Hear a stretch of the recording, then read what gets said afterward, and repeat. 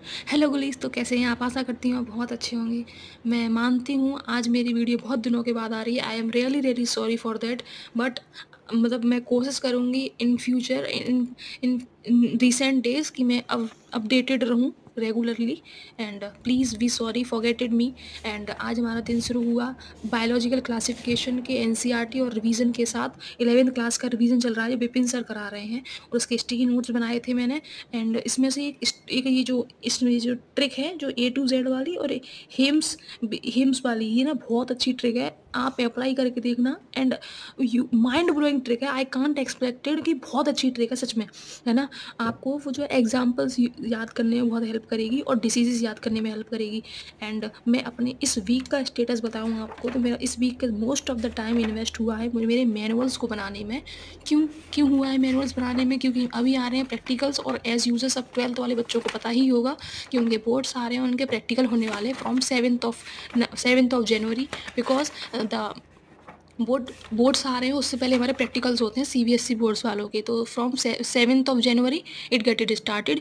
उससे पहले हमें अपनी मैनुअल सबमिट करने हैं, एक्टिविटी फाइल सबमिट करनी है।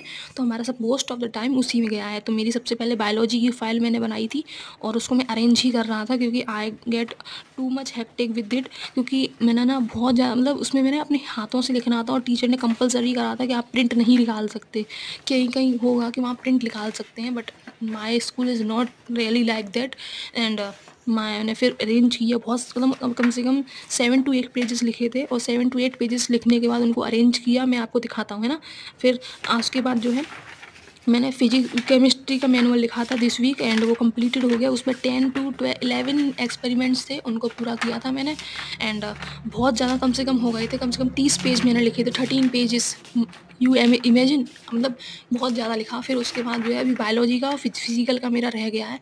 एंड मैं कैसे करूँगी form two the 7th, I can't imagine. मतलब बहुत ज़्यादा लिखना पड़ेगा, क्योंकि बायोलॉजी में तो बहुत ही लिखना है, और फिजिकल में तो अभी तो पता ही नहीं है। फिजिकल का तो मैंने मैनुअल खोल के ही नहीं देखा अभी।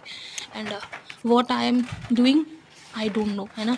फिर मैंने जो है फिजिक्स का लिखा। फिजिक्स का भी जो है इतने ही 30 से 40 पेजेस हुए थे, 13 to 14 पेजेस, 40 पेजेस उसमें भी थे। और फिर फिजिक्स का कंप्लीट किया। And you pray for me, I can complete my manuals on time. And this is for the all today. And physics का भी फिर हो गया था, कंप्लीट हो गया, फिजिक्स का भी कंप्लीट हो गया। And this is for the all today. Thank you for watching this video, and हर हर Mahadev, bye bye. Thank you so much.